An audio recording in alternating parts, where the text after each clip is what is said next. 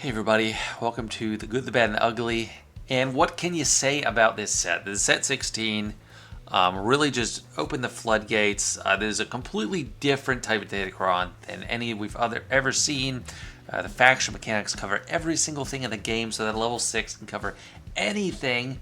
And it's not on actual faction, it's on like a character class, attacker, tank, support, and healer. So not every level 6 is going to apply to your whole team necessarily unless you're running all tanks or all attackers or something like that. There are an insane amount of characters, level 9 abilities, so I had to change how I go through them for the purpose of this. But it's just an insanely copious amount of information in this set, so I'll do my best to go over it. But we'll still start with going over stats and alignment. That's not too hard, and then faction characters get a lot more difficult. So to start off, let's look at stats. And defense is back as a stat. This is like in these numbers and these amounts is the all-time like strongest stat, except for dodge. Actually, dodge is the strongest stat, but defense is definitely a second to that. It's extremely powerful. Like just get a few rolls of this is the level 7 and 8 ability range, so it adds up if you hit every roll. Defense is going to be by far the best. Crit damage is the weakest because it's such low amounts. Like this is a level 7 to 8 ability, 15 to 25%. Like, that's kind of pathetic. You have to crit, and then you're still not even getting as much as a bonus as the offense. But the offense did take a dip as well. I think physical damage is better because there's way more physical damage attacks. But special damage, it's okay. I mean, it's like if you're using a special damage team, that's what you need. So it's still a good stat. It's just less universal. Health and protection, defense, those are all pretty universal, and they're good amounts too. So it's definitely a really strong set stats for this set as well.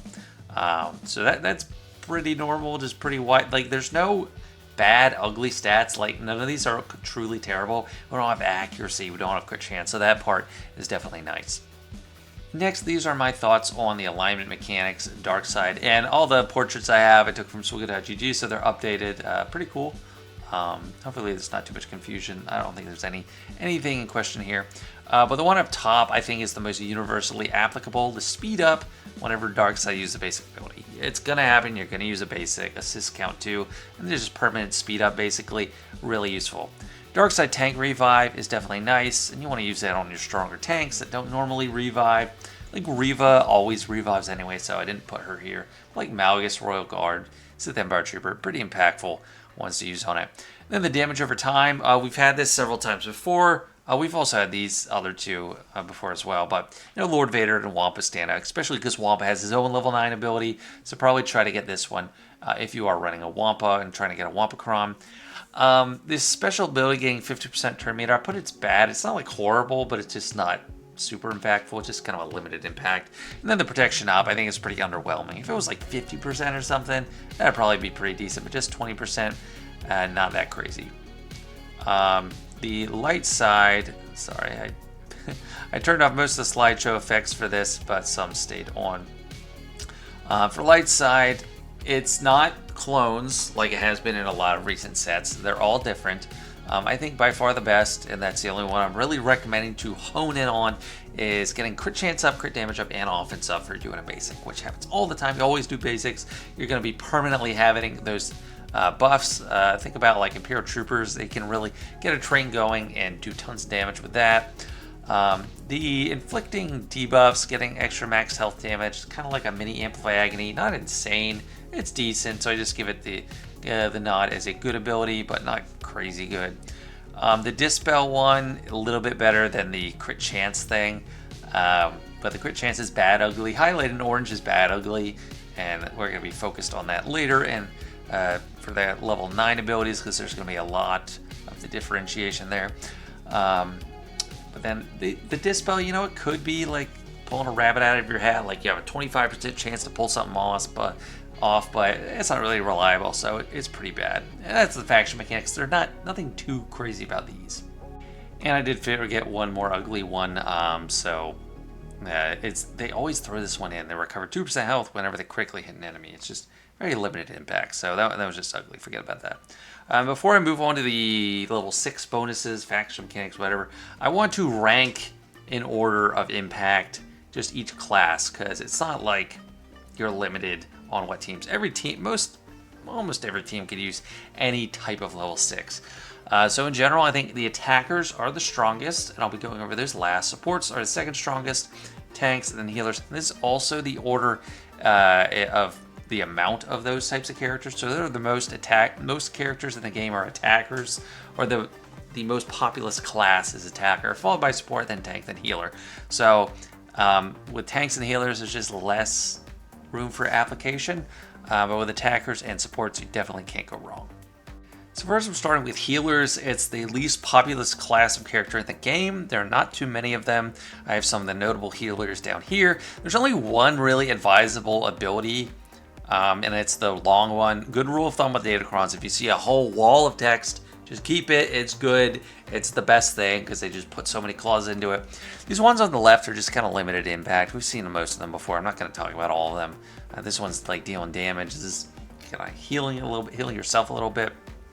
But it's not impacting the whole team. This one is impacting the whole team. Like, if a character gets healed by a healer, resetting their cooldowns, think of Barris. I mean, people are always getting healed through Barris. Daka, pretty often. Jolie happens a lot. I mean, IG-12. It's just a lot of impact. Health recovery, getting speed for the healer ally. If they're revived, just full health and protection recovery. So think of Jolie revives. It's not just health, it's full protection. And then also they all get a free life. So they die and come back once at least. And again, these are the most notable healers. But that's it. Like, if you see healer, reroll, unless it's a lot of text. And the reroll is cheaper for the level 6s this set. I hope that sticks. But yeah, healer, definitely the worst one. Next we got tanks, and there's actually no bad tank ability. It's just limited impact just because there's so few tanks.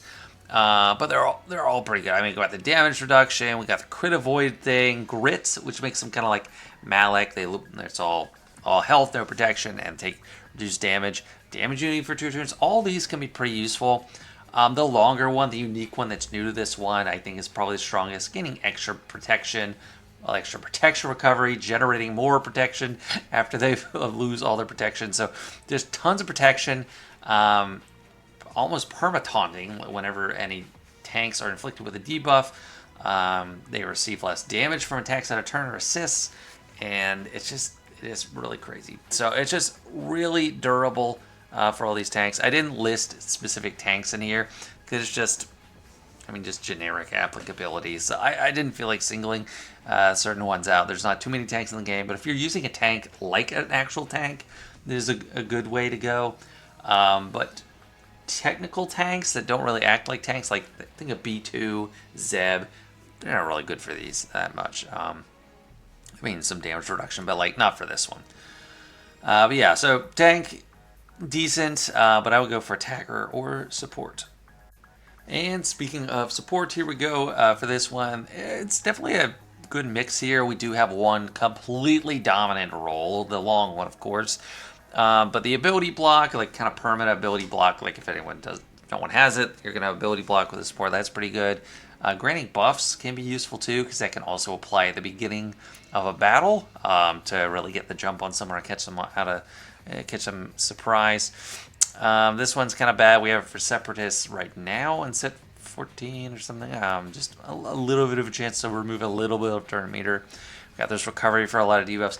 None of those are really that good. But this one, super good. Removes tenacity from all enemies when a support starts to turn, reduce their tenacity, and then whenever they inflict, this is the big thing, because it doesn't have a limit, it just stacks forever. Whenever they inflict a debuff, all allies gain benefits based on the rolls. So healers, stacking their tenacity, supports stacking their potency, kind of whatever, but crit damage for attackers, then defense for tanks, that can really go high, especially crit damage for attackers. So down here, I have kind of notable support characters that do a lot of debuffs. Bachelor Sean Fawn especially, that's going to be insane. That's my highlight. Gungans can be pretty annoying after their Datacron goes away. Echo does a lot of debuffs. Dash. I see 3PO is constantly assisting, but definitely Bachelor Sean Fallen, because it's like just for taking a turn, she does Corrupted Battle Meditation. That's a bunch of debuffs, and then she can spam her debuffs. That whole Malleus team is going to be pretty jacked up. Lots of crit damage for Darth Revan, lots of defense for Malgus and Malak. So, and then Palpatine too, like on a Starkiller team. That's, I mean, it's just juicing up Starkiller. So, it's really good.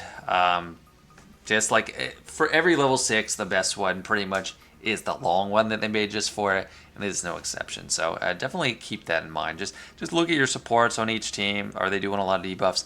Then it's probably worth it. It also they're inflicting buff immunity to all enemies if they grant a buff. I mean, most of these guys grant buffs in one way or another too. So just a lot of stuff going on, just really strong there. And last but certainly not least, we got attackers. And there's a good mix here. There's 2 ugly ones as opposed to any of the other factions. But for the good, just kind of good side, bonus turns for defeating an enemy. It's good, but it's not crazy because it's like, okay, if you already killed someone, you're already in a good spot. Defense penetration up and offense up. So like it's basically permanent buffs just as long as after they take the first turn, they're just going to keep getting it. So that's really good. This one I'm very sour on whenever they have this. If they critically hit an enemy, they get some temporary offense. Not that impactful.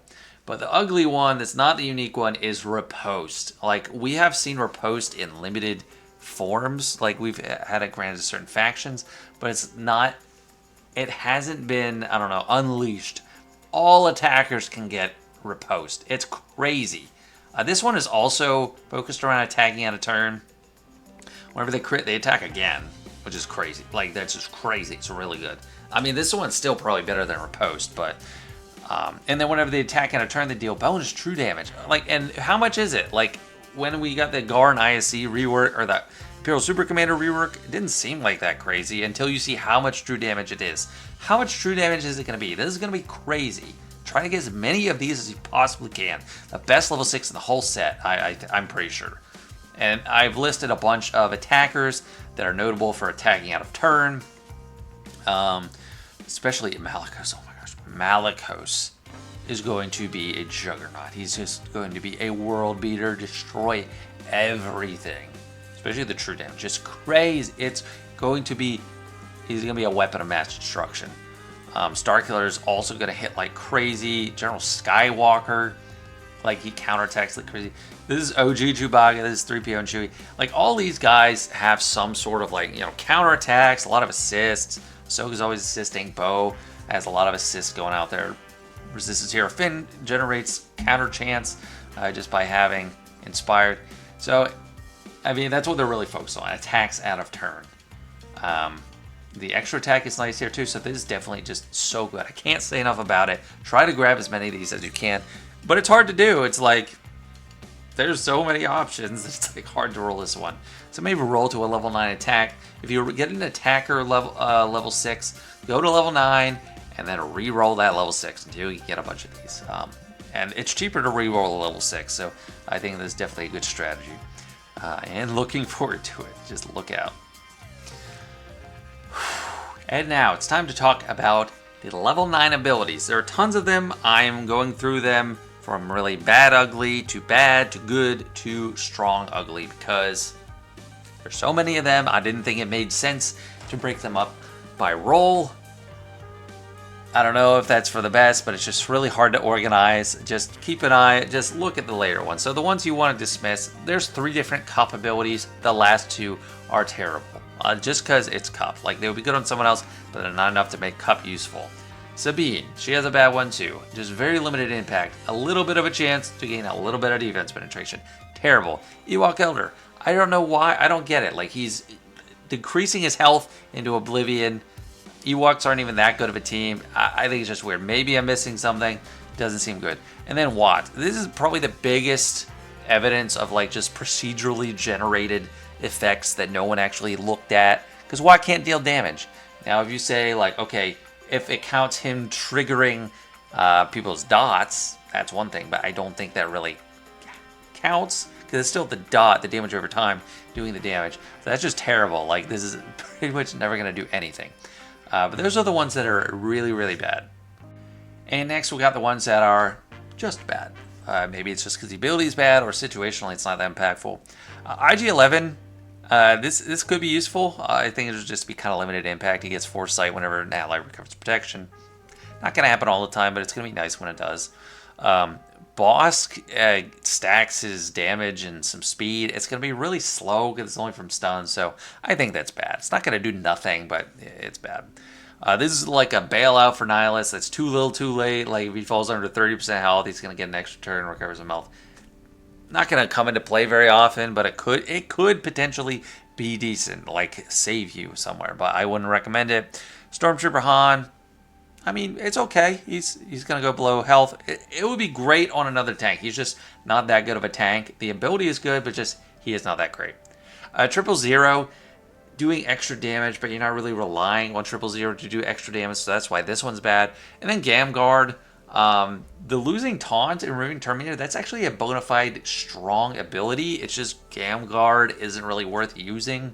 So I wouldn't recommend it. And then like this second one, like these are two different abilities here. This second one just not really good either. When he's dealt special damage, like it's so random. When he is dealt special damage, the other ally with the most health taunts for 2 turns. Do you want them taunting? Jabba can't taunt? Like I don't get it. Like it's very strange. So yeah, that's it for the bad ones. And now we move on to the good. And there's a lot of them that are very large, so I have 3 different screens with good abilities. So starting with Iden, she's taunting, and that's actually really good, because like if she goes down, she's going to come back as long as anyone else is alive. So it's just really just making her kind of like a Night Sister zombie, so it's really nice. And also she gains Terminator whenever an ally uses a special ability. That's the second one. That's not as good, but it's still decent because she's strong. So both are good. The top one is better. So all these are kind of like 2 different abilities for the same character, but I consider both of them pretty good. Sortie, reflecting damage. I mean, it's like okay. It just depends how she's being used. She's always going to dispel her debuffs. It's also pretty good. I'm not going to use it because I don't really use that Sortie team anymore. But a mid-game player using Sortie, okay. Geonosian Soldier, he's going to crit a lot, so he's going to get a lot of damage, crit damage, defense, penetration, offense. So he's going to get to 200 pretty quickly, and that's actually going to have a pretty good impact. And then the Armor Shred, that's pretty great. So he's going to inflict Armor Shred and Expose on people that already have Armor Shred. So that is really good whenever he damages them. And it's not even on his turn. So that one's the one that's really strong. It's not ugly because Geonosians aren't like crazy good, and it's not like a crazy good ability, but it definitely is strong. And then Young Han Solo, he's gaining a little bit of like stats. But the one I thought was actually pretty good is he's dealing more damage for each relic level on all allies till the end of the battle. So that could be pretty useful. Think on a dash team. But it's not so crazy. I probably still wouldn't even recommend using Young Han. Next slide. We got a few shorter ones. So Watt. This one's just, it's good. It's nice. Whenever another ally is defeated, he takes a bonus turn, resets cooldowns. So if he's on a Separatist team, he can bring someone back. I like his first special, like if it's off cooldown. Vandor Chewie. He's recovering health and protection for attacking out of turn, but also this can increase his health and protection, and it's like a half Galactic Legend ability, like the unique they all get, because they all get 10% health protection for Relic Amplifier. It's good. It's just decent. It's on a decent team. It's whatever.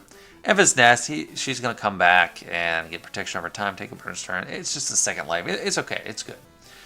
000. This one is actually pretty decent. Whenever he crits an enemy, he gains damage immunity for 1 turn and 25% turn meter, and blinds the enemy for 1 turn. So it's not even on his team on his turn, so he could be assisting. If the enemy is target locked, he gains protection of 100% stacking, retribution, and speed up for 2 turns. If this was on like BT1, it would definitely be ugly. So it's 000, so the impact is a little bit limited there, but definitely good. And then Gar Saxon, I mean, it's going to add to the viability of Gar and ISC. Both of them are focused around him assisting more. This second one I think might be even actually better than the long one, just because he's dealing 50% more damage, just lots more true damage to deal out there, extra attacks. Like, he already assists a ton, so it's going to be crazy between him and ISC. Vulnerable is going to be nice. Blinds, okay, pretty good. But just extra attacks for that duo. Sounds good. And then the last two, they're just really big, so they require their own screen. Nihilus, I mean, Nihilus is an awesome character. Like, all these level 9s, most of them are, like, not super viable mainstream characters. So when there is one like Nihilus, it's definitely worth going for. So Nihilus is a support, so you try to roll for him when you have a support level 6. Whenever he reduces his cooldowns, he gains offense and turn meter. Offense not as impactful. Turn meter, yes. When he defeats an enemy, expose on everyone. That can help you chew through them a little faster. When he inflicts damage over time, heal over time. He gains 100% max health if there's another Sith support ally at the start of the encounter. So that's Treya. So just extra health for him. I like it. That's good. Jedi Consular, it doesn't rise to like strong ugly because he's so consular, but he does look. There are 6 separate clauses in this. All Jedi allies immune to healing immunity. He's increasing his max health, but it's still just him, so who cares? When he heals an ally, he's also dispelling, and they get Jedi's Will. So I think that's the Jedi Luke ability. It's a pretty good ability. It does a lot of different stuff, like counter chance, offense. He turns into Jolie Bindo plus protection recovery. Attack is defense. That's like where he throws his little wave attack. He deals true damage equal to 50% of his max health. So that's actually could be pretty impactful. So you get like a R8, like a high relic Jedi Consular. He stacks up his health for a while. That actually could be pretty devastating. So I don't know. Like I could be wrong. This could be ugly. I don't know. But it's just like, what team is he used on? JMK, I guess. And then whenever he falls below 25% health, he starts dodging. 100% evasion is both dodge and deflect. So he is going to be dodging bullets like in the Matrix. But yeah, those are all the good abilities. Next, we're moving on to Strong Ugly, but this was definitely the longest string of abilities. But we're almost done. And now we come to the super strong ones, and I know the fan favorite. What makes this a true meme set is Cup. Cup becomes pretty valuable. I mean, I don't know what team you use him on. He's Galactic Republic. He's a support. He shocks all enemies whenever he uses special for 2 turns. Can't be evaded or resisted. He's got damage immunity lying in wait. He gains extra offense per active ally, ignores protection, and then gives someone else 100% protection, or recovers. And then when he uses a special, all allies assist, and the enemy lose 10% max health until the end of the encounter. So, I don't know. Solana on a JMK team. That's the only real place I feel like he could be truly viable. Or, I don't know, Queen Amidala, Padme, who knows. But he actually could be seen a lot more. It's crazy. He needs to be at least Relic 5. It might be worth it. Wampa, I mean, Wampa just, everything's going to add into Wampa being a juggernaut. So none of these 2 on their own don't look that crazy. But combined with like a good level 6 and a level 3, it's going to be crazy for Wampa. One is just dealing more damage based on potency. The other one is extra health and protection recovery. So if you do the more damage based on potency, he's going to be whomping like crazy, hitting super hard. So just look out for that. Nest, she's already a good plug and play. So you just throw her on a team and she kind of fits. She's immune to health reduction, getting crit damage up till the gaining extra crit damage. Wait, I don't understand this. Gains crit damage up. That doesn't make sense. Crit damage up is a buff, but it's not 20%. So I don't know. Maybe I'm gonna read it like she gains critical damage 20% till the end of the encounter, because you don't get a buff till the end of the encounter. So that's written wrong. This is from in-game, but it's written wrong. When she uses special, she deals attacks again, dealing extra true damage. So that's a lot. Exposes target enemy for 2 turns. I think she already exposes, but she's going to do it again. And then her damage is increased by 10 for every enemy turn taken before this turn. So if she's getting like turn meter trained, and then she finally gets a turn, she's going to be like a weapon of mass destruction. Next is Bosk, and Bosk particularly appeals to me just because he's on pretty mainstream viable team already. But this is going to make him super durable. Whenever he uses the basic, not on his turn, just whenever he uses the basic, he gets 50% protection up. Usually his health is lower, so protection up on him, like he's mostly all protection, so that might not be crazy, but it is an expendable hit point. And he gains 20% turn meter. Whenever he damages with his special ability, so like his mass assist, he's going to inflict fear. So he might be worth calling to assist, like think with Mando, or like Grief's Mass Assist, he's going to be generating turn meter, getting protection up, going to be way more durable. So just really good, nice add-on. Maybe it's not quite ugly, but I love the fear, and I love that you could make him keep getting protection up over and over. And then the last screen, and I did try to, so I think like Barris and Sabine are definitely extremely overpowered. Sabine, we saw this in set 4 for Dash Rendar. Whenever an enemy takes a turn, Sabine takes a bonus turn, deals 100% more damage. So any turn they take, you get a turn. Phoenix are already a good turn meter trained team. And maybe you'd use her on with Mandos. I don't know. Like, that's a better team endgame. But it's just crazy. I mean, your turn meter, you're going to be assisting with Phoenix constantly. Like, just use her on Phoenix. I'm really looking forward to it. It's going to be super good. And then Visas Mar. Like, Star Killer team is going to be awesome. The only downside is you would need the healer level 6. So that's kind of worth pondering. But whenever she's defeated, everyone comes back. As long as there's someone else there, they recover 100% health and protection. They all get 100% turn meter, and they all get 100% offense till the end of the battle. So that part is just crazy. It's like, if you can't get the good level 6 or a good one for Star Killer team, this is a nice consolation prize, especially if it's a battle where you think you're going to be on the back foot, like you think you're going to go down at some point. That might be worth it. Only really on offense. On defense, it's too easy to get around. You just kill her first. You don't worry about it. Well, actually, no, you kill her last. So exactly opposite what I first said. But it's really good.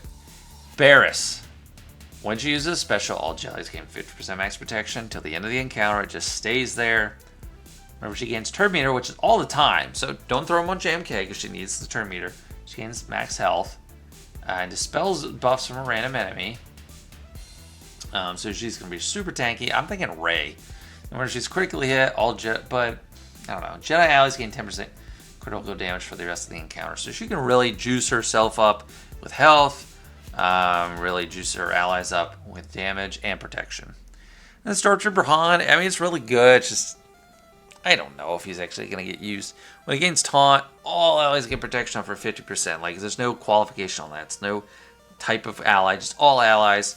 He's got a lot of counter chance, extra defense, immune to crits. When he removes turn meter and his taunt is reset, all allies get 50% offense while his health is above 50%. So like, it's just basically free offense for the whole team. You just put him on any team. That's why I think it's so ugly. And extra defense when below 50%. But just, he's on a team. He's there. You get extra 50% for the whole team. Like, that is just super strong. I think it's probably one of the most plug-and-play ones in the whole set. But that's it. I think I covered all of the level 9s, as painful as it was. There's like over 30 of them or something. I hope this helps. And then the very last thing to touch base on, re-rolling. So I put no re-roll for stats. That's like talking about a budget. Like, if you're a late game, like an endgame whale or something, you want to be hitting defense every time. But they're all pretty good stats. So I wouldn't say never do it. Just like try to get like the level 6 mechanic you want first. I would re-roll alignment just to get off of a bad one and onto a decent one. And then faction, it's cheaper, so you can just have the luxury of going up to level 9. It's hard to hit the faction ability you want, so I'd recommend, as long as you roll, like, say you want a good attacker one. If you roll an attacker, like any attacker ability, just leave it. Don't try to re-roll. It's too hard to hit the next target because everything is in play. Like, in a normal set, light side and dark side, it's like, okay, I have a light side Kron. Any of the dark side factions, I'm not going to re-roll. I can't re-roll. So you have less like noise to hit. But with this, everything's on the table. Dark side, light side, it's like there's like 20 possible options you get. Instead, roll it to level 9, lock it in as an attacker, re-roll to level 6 till you get the one you want. So that's the big thing. I think the faction is the biggest thing to re-roll. Characters, I wouldn't worry too much about re-rolling. It's just like there's nothing like so dominant that it's going to break the game. You know, so I mean, I would try to get a Wampa, try to get a Nest, maybe a Barris, the Sabine, but don't worry too much about it. Don't break the bank for it. And that's it. So that's my analysis. Hope that helps. This is definitely a very confusing set for me. I'm sure it is for you as well. We'll just have to see how things land after it goes for all, because literally the entire game fits under the purview of this set. Yeah, so thanks for watching. Hope you enjoyed, and see you later.